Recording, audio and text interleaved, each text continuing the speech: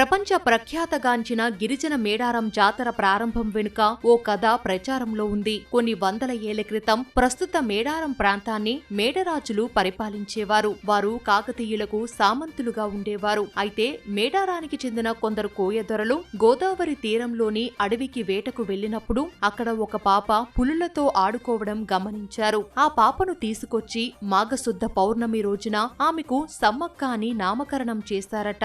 ఎప్పుడైతే ఆ పాప గ్రామంలోకి అడుగుపెట్టిందో అప్పటి నుంచే అక్కడ సకల శుభాలు కలిగినట్లు చరిత్ర చెబుతోంది. తదనంతర కాలంలో సమ్మక్క పగిడిద్దరాజులకు వివాహం జరిగింది. ఆ దంపతులకు సారలమ్మ, నాగులమ్మ, జంపన్న అనే ముగ్గురు పిల్లలు జన్మించారు. గోవిందరాజుకు సారలమ్మను ఇచ్చి పెళ్లి చేశారు.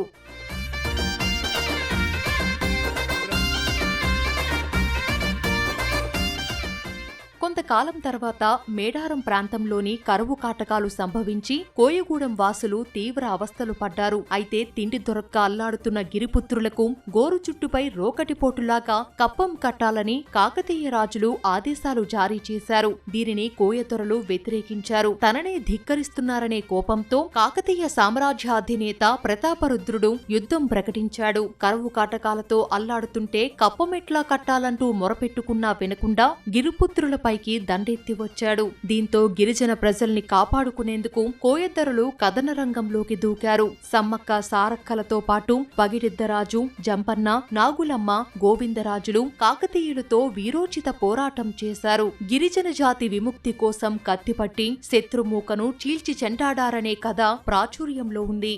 కాకతీయులు వనదేవతల మధ్య ములుగు జిల్లా లక్కవరం సరస్సు వద్ద గిరిజనులకు కాకతీయ సేనలకు భీకర యుద్ధం జరిగింది. సంప్రదాయ ఆయుధాలతో పగిడిద్దరాజు, సారలమ్మ, నాగులమ్మ, జంపన్న, గోవిందరాజులు వీరోచితంగా పోరాడి నేల కొరిగారు. ఆ మరణ వార్త తట్టుకోలేక జంపన్న సంపెంగవాగులోకి దూకి ప్రాణాలు వదిలారు. వీరుడి ప్రాణత్యాగానికి గుర్తుగా సంపెంగవాగు జంపన్నవాగుగా మారింది.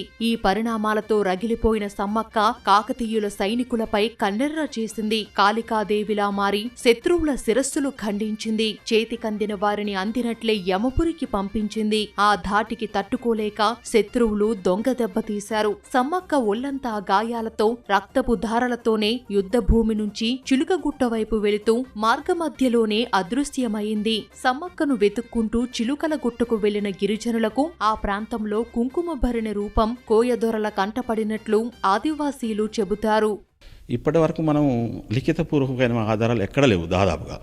కానీ మనకి ఏంది డోలి పట్టెడ కోయ వాళ్ళు చెప్పిన మౌఖిక కథనాలు అంటే వాళ్ళు చెప్పిన పురాణాలు ఉంటాయి కదా, ఆ పురాణాలకు సంబంధించిన కథలని ఆధారంగా చేసుకునే సమ్మక్క తల్లి యొక్క చరిత్రను మనం అధ్యయనం చేస్తున్నాం. కానీ ఇటీవల కాలంలో ఆదివాసీ పరిశోధకులు వెలికి తీసిన తాళపత్రాలలో కొంత సమాచారం ఉన్నది. ఆ సమాచారాన్ని వాళ్ళు బయటపెట్టినట్లయితే అప్పుడు సమ్మక్క తల్లి యొక్క చరిత్రను తెలుసుకోవడానికి, ఆ సమ్మక్క తల్లి యొక్క మేడారం జాతర ఎప్పటి నుంచి జరుగుతుంది, ఎలా జరుగుతున్నది తెలుసుకోవడానికి మనకు అవకాశాలున్నాయి. వీరోచితంగా పోరాడిన వీరవనితను వెన్నుపోటు పొడిచి గెలవడం నిజమైన విజయం కాదని ప్రతాపరుద్రుడు భావించాడు. పైగా యుద్ధరీతిని, యుద్ధ సమయంలో సైనికులు చేసిన తప్పిదాలను తెలుసుకున్నారు. కోయరాజులు కట్టాల్సిన కప్పాన్ని రద్దు చేసి సమ్మక్క భక్తుడై కానుకలు సమర్పించారు. 2 ఏళ్లకోసారి జాతర నిర్వహించాలని ఆదేశాలు జారీ చేశారు. నాటి నుంచి ఆదివాసీల కోసం అమరులైన వనదేవతలకు 2 ఏళ్లకోసారి అంగరంగ వైభవంగా జాతర జరుగుతోంది. ఆ సైన్యంతో పోరాడి సమ్మక్క మరణిస్తుంది. అయితే మరణించి వాళ్లకు ప్రాణాలతో చిక్కలే. ఆమె పార్థివ దేహం దొరకకుండా ఆ దండకారణ్యంలోకి పారిపోతూ ఆవిడ ఆ చిట్టడివిలో అదృశ్యమైపోయింది.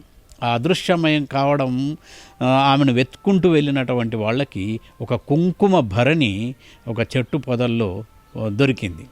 ఆ కుంకుమ భరణి సమ్మక్క యొక్క ఆత్మగా, ప్రతీకగా భావించి గిరిజనులు దాన్ని కొలుస్తున్నారు. కుంకుమ భరణినే సమ్మక్కగా భావించి మాఘశుద్ధ పౌర్ణమి ముందు వచ్చే బుధవారం నుంచి 4 రోజుల పాటు వనదేవతల జాతరను భక్తి శ్రద్ధలతో జరుపుకునే సాంప్రదాయం కొనసాగుతోంది.